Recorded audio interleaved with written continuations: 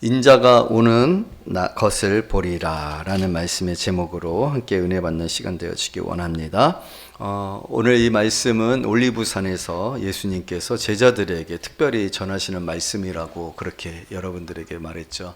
그 연장선에서 우리가 오늘 명확하게 예수님께서 너희가 보리라 라고 얘기하시는 이 말씀이 저와 여러분들에게 믿음이 되고 또 소망이 되어지는 그런 시간 되어지기를 원합니다. 30절에 그때 인자의 징조가 하늘에서 보이겠고 그때 땅의 모든 족속들이 통곡하며 그들이 인자가 구름을 타고 능력과 큰 영광으로 오는 것을 보리라 이렇게 말씀하셨죠. 예수님께서 죽으시고 부활하신 이후에 다시 부활하시고 승천하실 때에도 구름 중에서 그 승천하실 때 하늘에서부터 들려오는 소리가 바로 이 말씀이었잖아요. 예수님께서 말씀하셨고 또 천사들이 증거하셨고 여러분 이렇게 약속되어진 이 말씀 속에서 우리가 분명하게 믿어야 될 것은 주님께서 다시 오시는 날이라는 것이죠. 주님께서 다시 오신다라는 말씀을 믿는 것은 우리 믿음의 가장 핵심이 되어지는 일이고 또 우리가 가는 모든 길의 목표가 되어진다는 사실이라는 거예요. 이 믿음을 가지고 사는 것, 그것이 오늘 저와 여러분의 현재적인 주소이고 또 우리가 살아가는 내용이고 또 목표가 되어야 한다라고 저는 믿습니다. 여러분 재림을 믿습니까? 예수님이 다시 오실 것을 믿습니까? 우리가 예수님이 다시 오실 것을 믿어야 합니다. 예수님이 다시 오신다라는 것을 증거하는 일이 또한 저와 여러분의 살아있는 삶의 사명이고 목표이다라는 거예요. 여러분 예수님께서 하나님이신 예수님께서 우리가 성탄절을 준비하고 있지만 육신의 몸을 입고 이 땅 가운데 오신 것을 우리가 봤단 말이에요. 예수 그리스도께서 다시 부활 승천하시는 것을 우리가 봤단 말이에요. 그렇기 때문에 지금 보는 얘기를 하는 거예요. 우리가 본다라는 거예요. 다시 오시는 예수님의 임하시는 날을 본다라는 거예요. 그러나 그 날이 감추어져 있죠. 그 날을 예수님 스스로도 알지 못한다라고 말씀하셨어요. 그 날은 오직 아버지께서 아신다라고 말씀하셨어요. 하지만 그 징조들은 우리가 계속해서 설교를 통하여서 예수님께서 우리에게 그때를 준비하도록 그때의 징조가 있다라는 사실을 통하여서 말씀해주고 계시지 않습니까? 32절에 보게 되어지면 무화과나무에서 배울 교훈이 있다 하심인데 다 같이 한번 읽어봐요. 시작. 무화과 나무의 비유를 배우라. 그 가지가 연하여지고 잎사귀를 내면 여름이 가까운 줄을 아나니 라고 했어요. 여러분 우리가 알 수 있다라는 거예요. 우리가 생각할 때 예수님이 언제 오시지? 예수님도 모른다고 했는데 하나님을 가까이서 보자 하는 그런 천사들도 모른다고 했는데 그것은 하나님밖에는 알지 못한다라고 했는데 그래요. 여러분 그날은 하나님밖에는 알지 못하지만 그날에 이르는 징조는 우리가 분명하게 알 수 있다. 어느 정도로 그것을 분명하게 알 수 있느냐? 심지어는 우리가 무화과 나무에 그 가지가 연하여지고 잎사귀가 되면 여름이 가까워지고 열매가 맺혀지는 것을 알듯이 우리가 세상에 많은 그 당연한 것들 또 순서에 따라서 되어지는 것들을 너무나도 잘 알잖아요. 봄이 되어지면은 꽃망울이가 생겨지게 되고 곧 있으면 우리는 벚꽃이 피게 되어지는 것을 알고 또 벚꽃이 피게 되어지면 그것이 봄이라는 것을 알듯이 이건 너무나도 쉬운 것이잖아요. 그것을 그와 마찬가지로 예수께서 다시 오시는 그 날도 우리가 알 수는 없지만 오시겠구나, 오실 날이 가까웠구나, 곧 오시겠구나 알 수 있다라는 거예요. 그 징조들을 예수님께서 말씀을 하셨고 여러분 그렇기 때문에 그 징조가 보여졌을 때 주님 다시 오시는을 믿고 또 확신하고 우리가 있어야 된다라는 사실을 오늘 성경에서 말하고 있는 거죠. 먼저는 여러분 분명하게 이러한 사실들을 통해서 이러한 사실들을 계속해서 예수님이 말씀하시는 것을 통하여서 그리고 예수님이 그것을 믿으실 수 있는 방법으로 오셨고 또 믿으실 수 있는 방법으로 우리가 볼 수 있는 방법으로 승천하신 것처럼 그리고 그 승천의 기록들이 성경에 기록되어 있고 또 그 많은 증인들이 이 성경에 그것을 기록하고 있어 그 기록을 근거해서 주님 오실 날을 예언하고 있고 우리에게 약속하고 있고 우리에게 전하고 있다는 이 사실 속에서 여러분 반드시 주님 오시는 그 날을 믿는 성도님들이 되어지기를 원합니다. 그날은 반드시 우리에게 있어요. 우리가 주님이 임하시는 그날을 보게 되어진다는 사실이에요. 그 사실을 우리가 신앙 안에 두고서 신앙생활을 하지 않으면은 우리의 신앙생활은 굉장히 방향성을 잃게 되어지고 내용 없는 신앙생활이 되어진다는 거예요. 오늘을 우리가 경계하여서 우리가 어떻게 살아야 할지를 생각하지 못하는 그런 모호하고 또 우리 인간의 어떤 가능성들이나 어떤 체계 속에서 신앙생활을 만들어가고 마치 바리새인과 사두개인처럼 율법을 스스로 정하여 지키고 그것으로 다 의를 이루었다라는 그런 착각 속에 있기가 되게 쉽게 되어진다는 거예요. 여러분, 주님은 다시 오십니다. 이것을 말하고 또 기억하게 해도 부족함이 없을 만큼이나 그날은 분명하고 그날이 반드시 임할 것을 믿는 그런 성도님들이 되어지기를 원합니다. 그러나 안타까운 것은 뭐냐면 그날이 오늘 성경에서 뭐라고 비유가 되어지면 노아의 홍수의 때와 같다. 노아의 홍수. 이렇게 말하고 있잖아요. 이렇게 설교하고 있잖아요. 여러분, 노아가 그 하나님께로부터 인류에 관한 하나님의 심판을 경고받고 그리고 나서 방주를 지으라고 했어요. 방주를 몇 년간 지었는 줄 아십니까? 120년이에요. 여러분, 120년간 그 물 하나 없는 그 사막 가운데에서 방주를 짓고 있을 때, 이런 그 방주를 짓고 있는 것 그 자체가 메시지거든요. 여러분, 오늘 이 교회는 세상을 향한 메시지입니다. 어저께 아이들하고 재밌는 게임을 했는데 무슨 게임을 했느냐면, 여러분, 성탄절이잖아요. 성탄절이면은 제일 생각나는 게 뭐예요? 산타크로스 할아버지잖아요. 그렇죠? 그래갖고 산타크로스 할아버지가 이 성탄절에 진 거잖아요. 그것을 보면 성탄절이 가까웠다. 그래서 길거리를 다니면서 그 산타크로스 할아버지 찾기 게임을 했어요. 그래서 저기도 산타크로스 할아버지 있다. 저기도 산타크로스 할아버지 있다. 뭐 추리에도 산타크로스 할아버지 있다. 다이소 갔는데 다이소는 천지니까 거긴 빼고 그렇게 게임을 했단 말이에요. 그 산타크로스 할아버지가 보니까 막 아파트 벽도 올라가고 아파트 입구에도 달려있고 뭐 맥주집에도 달려있고 난리가 아니더라고요. 여러분, 산타크로스는 메시지잖아요. 무슨 메시지? 크리스마스가 가까워왔다. 그리고 사람들이 다 잊고 있다가 산타크로스 할아버지 그것이 나타나면 곧 뭐가 오는 거예요? 크리스마스가 오니까 울면 안 돼 산타 할아버지는 우는 아이에게 선물을 안 주신대. 이제 착해지잖아요. 그냥 선물 받으려고. 하물며 산타크로스 할아버지가 나타나면 선물이 온단 말이에요. 그래서 아이들이 그때부터는 거짓말을 좀 덜 해요. 짜증을 덜 벌여요. 엄마도 뭐가 생겨요. 이제 명분이 생기죠. 너 산타크로스 할아버지가 선물 안 준대. 그러면 이제 애들이 착해지잖아요. 세상에 산타크로스 할아버지로도 한 주간 사람들이 착해지려고 하는데, 여러분, 노아의 때는요, 착해지질 않았단 말이에요. 방주를 지었거든요. 방주는 메시지예요. 심판의 메시지입니다. 방주는 뭐예요? 홍수가 있다라는 거잖아요. 홍수가 있을 때 이 노아의 방주에 들어오면 산다라는 거잖아요. 구원에 관한 메시지잖아요. 심판을 면제받을 수 있는 메시지잖아요. 그러나 그때도 어떻게 했다고 그런 성경에 기록되어져 있습니까? 우리 38절, 37절부터 39절까지 한 절씩 있습니다. 노아의 때와 같이 인자의 임함도 그러하니라.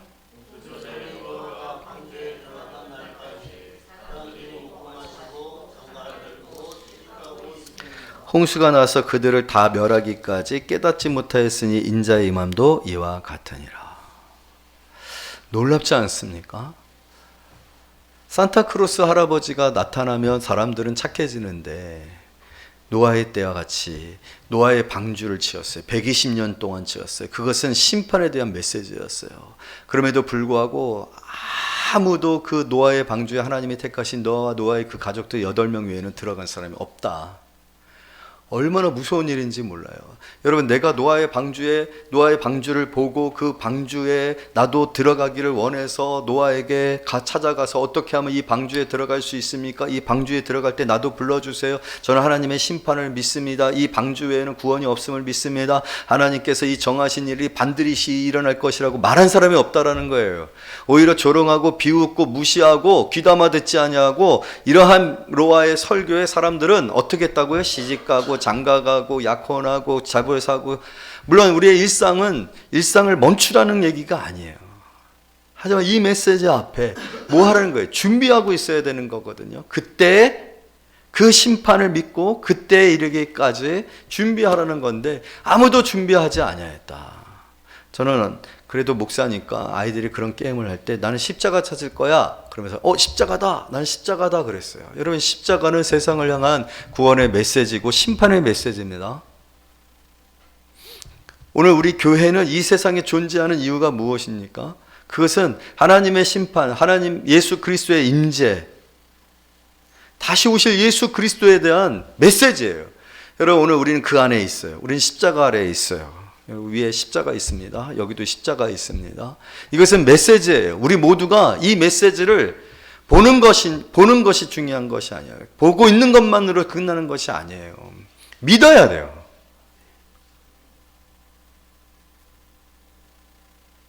이 십자가를 통해서 우리는 믿어야 된단 말이에요. 예수 그리스도의 다시 오심을 믿어야 된단 말이에요. 이 십자가를 통해서 우리는 이미 보았잖아요. 하나님께서 육신의 몸을 입고 이 땅 가운데 오셔서 이 세상이 예수 그리스도께서 오시지 아니하면 안 될 죄악 가운데 있다라는 거, 예수 그리스도만이 유일한 구원이라는 거, 예수 그리스도의 대속제물이 되어지심이 아니면 우리는 구원을 받을 수 없다라는 거. 그래서 결과적으로는 마침내는 심판에 이르게 되어질 이 세상의 이 죄악상에 대한 이 메시지가 바로 십자가잖아요. 그 십자가 아래 우리는 모여 있어요. 사랑하는 성도 여러분, 오늘 우리는 절실하고 심각하고 현실적인 그런 상황 속에서 지금 살고 있고 신앙생활을 하고 있는 거예요. 우리는 보고 있어요. 십자가를 보고 있어요. 십자가를 바라보면서 사신 예수님. 여러분, 카톨릭에는 십자가를 보면은 카톨릭은 십자가에 누가 달려 계셔요? 카톨릭 십자가를 보게 되면 예수님이 꼭 있어요. 십자가에 예수님이 있단 말이에요. 근데 개신교 십자가는 예수님이 없어요. 이게 뭔지 아십니까? 카톨릭 십자가는 예수님의 고난을 상징하는 거예요. 그러나 개신교는 예수님이 없어요. 왜냐하면 사셨기 때문에. 부활을 상징하는 거예요. 그래서 계시지 않냐는 예수님의 이 십자가를 바라보면서 예수님이 좀 달려 계셔야 좀 멋있잖아요. 그렇죠? 여러분, 예수님 좀 달려 계셔야 좀 정신 차리겠어요? 날 위해 죽으신 예수님, 내 죄를 대신해서 죽으신 예수님. 그래서 십자가 앞에 나와서 좀 무릎 좀 꿇고 예배 때 좀 정신 좀 차리고 눈물을 흘리고 올 때마다 회개하고. 왜냐면 막 피 흘리는 예수님 보니까. 그래야 좀 눈 좀 떠지시겠어요? 예수님이 없으니까 너무 심심해? 아니에요. 이건 더 무서운 거예요. 아직 여기에 예수님이 계시면 재림이 먼 거예요. 이해하시겠어요? 그런데 지금 여기 예수님이 계시지 않다는 것은 예수님이 죽으시고 부활하셔서 하나님의 나라에 지금 우리를 위하여 우리의 처소를 예비하고 가신 것이고 이제 오실 예수님밖에는 없다라는 거예요. 이 십자가는 편안한 십자가가 아니라 이제 오실 예수님, 다시 오실 예수님, 재림의 예수님, 그 예수님을 보게 하는 십자가예요. 여기 예수님이 계시면 아직 시간이 많지. 아직 여기 계시니까. 다시 오시려면 갔다 오셔야 되는데 시간이 많잖아요. 그래서 여유가 있죠. 그러나 우리는 여유가 없어요. 여기 예수님이 계시지 않으시니까. 그 예수님은 오실 예수님이에요. 오시는 것 외에는 없는 예수님이에요. 그렇다면 우리가 어떤 삶을 오늘 살아가야겠느냐는 거예요. 노아의 때와 같아서는 안 됩니다. 노아의 때 그 방주를 지으면서 얼마나 특이해요. 얼마나 분명한 메시지예요. 얼마나 두려운 메시지예요. 이거 아니면 저거이거든요. 그 메시지를 통해서 준비를 하고 회개를 하고 구원을 이루는 길에 이 서든가, 아니면 이건 완전히 거짓말이야. 이건 너무나도 얼토당토, 비 한 방울 내리지 않으면 사막에 여러분 뭘 지어요? 방주를 짓고 있어요. 이건 미친 거죠. 이건 광인인 거죠. 여러분, 우리가 그런 광인이란 소리를 들을 수 있어요. 어떻게 보면 우리 미친 사람일 수 있어요. 무슨 문제가 있습니까? 아이폰 16 프로가 나왔는데 더 좋은 게 나올 건데, 이제 우주도 왔다 갔다 할 건데, AI가 모든 걸 다 할 텐데, 여러분 이제는 저 보기 어려울 수 있어요. AI 설교가 더 좋을 수 있어요. GPT 해가지고 설교해줘야면요, 설교 쫙 나옵니다. 1대지, 2대지, 3대지에서 나옵니다. 세팅만 잘하면요, 아주 그동안에 있었던 스펄전 목사님, 존 로이드 목사님, 귀한 목사님들 설교 다 요약해갖고 제일 좋은 내용으로 설교해줘. 그러면 제가 여러분한테 지금 설교하고 있는 것보다도 더 좋은 설교, 더 은혜로운 설교, 더 감동이 되는 설교로 설교해주는 시대에 오는데 뭐가 걱정입니까? 다 구원받을 수 있지 않을까? 그런데 예수님이 오신다라고? 여러분, 노아의 방주회 때도 그랬다는 거예요. 무시했어요. 손가락질했어요. 광인이라고 했어요. 비 한 방울 내리지 아니하는데 120년 동안 얼마나 오랫동안 십자가에 불이 켜져 있었습니까? 그러나 얼마나 많은 사람들이 회개하고 돌이키고 주님 앞에 나왔어요. 교회는 점점 비기 시작해요. 이제는 할아버지 할머니들밖에 안 계신데요. 애들이 없대요. 그런 의미에서 우리 교회는 너무나도 축복받은 거예요. 아이들이 너무 많잖아요. 할렐루야. 여러분, 이 노아의 홍수의 때는 역사 속에서 실존했었고, 역사 속에서 인류는요 8명 외에 전멸되어졌어요. 다 죽었단 말이에요. 살아남은 사람이 없었단 말이에요. 우리는 그러한 역사를 가지고 있어요. 그런 신앙의 역사를 가지고 있어요. 그런데도 불구하고 다시 오실 예수님과 그 예수님이 오실 때 심판, 이 심판을 우리가 깨어 준비하고, 또 영적인 각성을 통해서 매일매일 우리의 사명을 감당하기 위해 교회다운 교회가 되어지기 위해 애쓰고 노력하지 않는다? 이건 참담한 일이 아닐 수 없고, 우리 스스로도 노아의 때와 같다라는 이 성경의 말씀과 같은 모습으로, 그런 영적 상태로, 그러한 교회의 어떤 그 모습으로 있는 것이 아닌가라는 생각을 하지 아니할 수가 없어요. 여러분, 오늘 이 말씀 앞에서 다시 한번 우리 모든 성도님들이 성탄을 또 준비하고 십자가 앞에서 우리가 세상을 향하여서 방주잖아요. 교회는 세상을 향한 메시지예요. 주님 다시 오신다라는 메시지예요. 그 십자가 예수님이 계시지 아니하다는 것은 예수님이 승천하셨다는 의미예요. 부활하셨다는 의미예요. 그러나 그 예수님이 다시 오신다라는 말씀이에요. 우리는 그 일들을 감당해야 돼요. 그래서 오늘 성경에 뭐라고 얘기했어요? 깨어있어라, 깨어있으라. 42절 다 같이 읽습니다. 시작. 그러므로 깨어있으라. 오늘날에 너희 주가 임할는지 너희가 알지 못함이니라. 여러분, 육신이 피곤해서 잠시 눈이 감기고 그런 문제 차원한 영적인 깨어있음을 얘기하는 거예요. 참 깨어있어야 할 때다. 저는 우리 교회 성도들과 더불어 이 시대에, 노아의 때와 같은 이 시대에 우리 모두가 영적으로 깨어 있어서 정말로 주님 오시는 그날에 이르기까지, 노아는 뭐 했습니까? 그 약속을, 말씀을 믿고 방주를 지었어요. 손가락질을 당하고 미쳤다라는 소리를 들었음에도 불구하고 얼마나 참 자괴감이 느꼈겠어요. 노아는 광인이 아니에요. 미친 게 아니에요. 그럼에도 불구하고 사람들로부터 들려드는 그 수많은 수모와 수치와 모함 속에서도 꾸준하게 그날을 바라보면서 그날을 신뢰하고 그날을 믿고 하나님이 주신 사명, 방주를 지어라. 그건 뭡니까? 한 영혼이라도 구원해라. 이 세상을 향하여 마지막 때를 선언하라. 여러분, 그것이 우리 일 아닙니까? 우리가 해야 할 일 아닙니까? 사람들이 무시하고 사람들이 손가락질하고 사람들이 인정하지 않냐고 심지어는 미쳤다라고 하는 소리를 들음에도 불구하고, 여러분, 우리는 노아와 같이 끊임없이 예배하고, 할렐루야, 기도하고, 할렐루야, 또 성탄을 어떻게 해서든지 많은 사람들과 공유하고자 여러분 준비하고 있잖아요. 귀한 일들이라는 거예요. 귀한 일. 이런 일들을 우리가 끊임없이 하고 있다는 거. 그래서 교회는요, 특별할 필요가 없어요. 뭔가 혁신적인 것들을 할 필요가 없어요.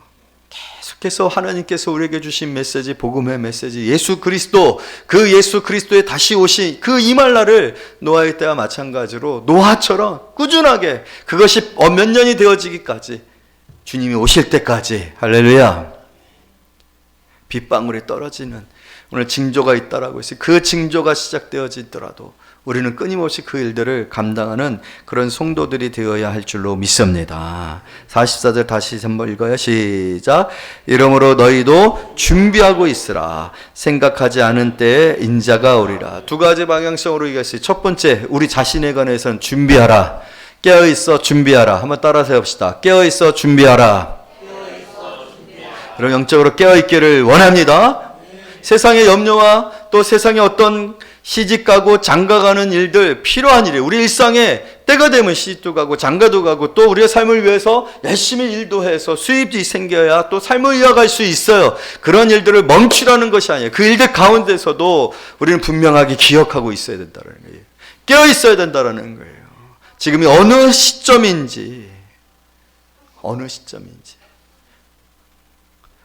하나님의 약속의 말씀을 믿고 내가 행하는 일이 무슨 일인지를 잊지 말아야 된다. 우리는 세상을 향한 메시지예요. 예수 그리스도의 뭐라고 했어요? 편지입니다. 우리는 세상에 예수 그리스도의 뭐라고 했어요? 향기라고 했어요. 그리스도의 향기가 나야 되는 거예요. 그래서 세상의 사람들이 이 더럽고 추하고 음란하고 악한 이 향기로 가득 차 있는 막 더러운 역겨운 향기로 가득 차 있는 그 냄새들 속에서 그리스도의 향기를 맡게 하는 사람들이 되어야 한다. 여러분 그런 일들을 한 주간 동안 잘 감당했고 또 1년 동안 잘 감당했지만 그 일은 계속해서 되어져야 할 일들이라는 사실을 준비하라. 우린 내 자신이 깨어있지 아니하면 안 되겠죠. 내 자신이 항상 깨어져 있어야 돼요. 주님 오시는 그날을 준비하고 있어야 돼요. 마치 우리 아이들이 산타크로스 할아버지가 오신다니까 준비하잖아요. 착해지려고 거짓말도 덜하고 짜증도 덜 내고 그냥 그날 선물 받아야 되니까 우리도 주님 오시는 날을 준비해야 돼요. 어떻게 준비해야 될까요? 어떻게 준비해야 될까요? 여러분 각자의 결단과 또 생각 속에서 또 말씀을 통해서 주신 은혜 안에서 준비하시는, 깨어있어야 준비가 되어지죠. 깨어있어 준비하시는 그런 성도님들 되어지기를 원합니다. 두 번째로는요, 45절 말씀 다 같이 읽어요. 시작. 충성되고 지혜 있는 종이 되어 주인에게 그 집 사람들을 맡아 때를 따라 양식을 나눠줄 자가 누구냐. 충성되고 지혜 있는 종, 충성되기를 원합니다. 충성되기로. 주님이 오신다며 맡기신 거잖아요. 주님이 행하셔야 할 일들을 우리에게 맡기신 거잖아요. 주님이 행하셔야 할 일들을 우리에게 맡기신 거잖아요. 그러면 맡겨진 종으로서 주인이 다시 오셔서 결산할 때를 생각해서 오늘의 삶을 충성되게 살아가는 사람이 되어야 된다. 반대로 여기에 뭐라고 되어 있습니까? 46절 다 같이 또 읽어요. 시작. 주인이 올 때 그 종이 이렇게 하는 것을 보면 그 종이 복이 있으리로다. 여러분 이런 성도님들 되어지기를 원합니다. 그런데 48절에 어떤 일이 있어요? 48절 49절 시작. 만일 그 악한 종의 마음에 생각하기를 주인이 더디오리라 하여 동료들을 때리고 순칠구들과 더불어 먹고 마시게 되면, 게으르고 나태하고 자기의 사명을 잊고 세속화되어져서 세상적인 사람들처럼 살게 되어지면, 생각하지 않은 날 알지 못하는 시간에 그 종의 주인이 이르러 어미 때리고 외식하는 자가 받는 벌에 처하리니 거기서 슬피 울며 이를 갈미 있으리라. 여러분 우리 충성된 종들 되어지기를 원합니다. 준비하고 또 우리의 사명을 충성되게 감당하는 성도들이 되어지기를 원해요. 그것이 저와 여러분이 오늘을 살아가는 삶입니다. 절대로 더디 올 거라고 생각하지 말라는 거예요. 이렇게나 오래됐는데 아직 오지 않으셨는데 앞으로도 뭐 언제 오실지 몰라. 더디 오실 거라고 그런 마음이 되어지면 긴장도가 떨어지겠죠. 그렇게 생각하게 되어지면 우리의 텐션이 어떻게 되겠어요? 느슨해지겠죠. 기도하지 않겠죠. 충성되지 않겠죠. 봉사하지 않겠죠. 예배도 더 감격으로 간절함으로 드리지 않겠죠. 감사도 얻게 되겠죠. 그러지 말라는 거예요. 맡겨진 사명에 관해서 충성된 사람들이 이런 결코 더디 오시지 아니하요. 오시는 그때에 맞게 여러분 오늘의 일들을 잘 감당하는 그런 성도님들이 되어지기를 원합니다. 우리 청년들이 요즘에 암송을 열심히 하고 있어요. 아까도 보니까 예배 전에 모여가지고 서로 암송을 하면서 물론 누가 무서워서 그러겠죠. 암송을 열심히 하고 있어요. 텐션을 놓치지 말아라. 텐션을. 기도하는 일에 관해서나 맡겨진 사명에 관해서나 예배하는 일에 관해서나 우리가 주어진 이 사명을 잘 감당하고 그러한 때에 주인을 맞이했을 때 얼마나 그것이 복되나라는 것이 성경의 말씀이잖아요. 우리 그렇게 예수님 맞이하시기를 원합니다. 그냥 너부대대 그냥 허리띠 탁 풀르고 술 취해가지고 아니면 세상의 근심과 염려로 잠 못 이루고 한숨 짓고 불안과 두려움으로 그렇게 예수님 맞이하지 마시고 충성되게 기도하는 중에 예배하는 중에 복음 증거하는 중에 봉사하는 중에 이웃 사랑하는 중에 할렐루야 그렇게 예수님을 만날 수 있는 성도인들 되어지기를 원합니다. 또한 우리 교회가 그런 교회가 되어지기를 위해서 애쓰고 수고하고 있는 것 너무나도 감사해요.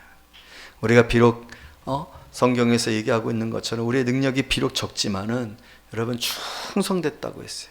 끝까지 견뎠다라고 했어요. 그랬을 때 얼마나 큰 칭찬을 받게 되어지는지 몰라요. 그런 교회가 되어지기를 원해요. 세상에 휘둘리지 말고 세상의 상황에 휘둘리지 말고 우리는 믿어야 합니다. 다시 오실 예수님 아멘. 그렇기 때문에 깨어 있어야 됩니다. 충성돼야 합니다. 저와 여러분 이런 성도인들 되어지시기를 말씀으로 축복합니다.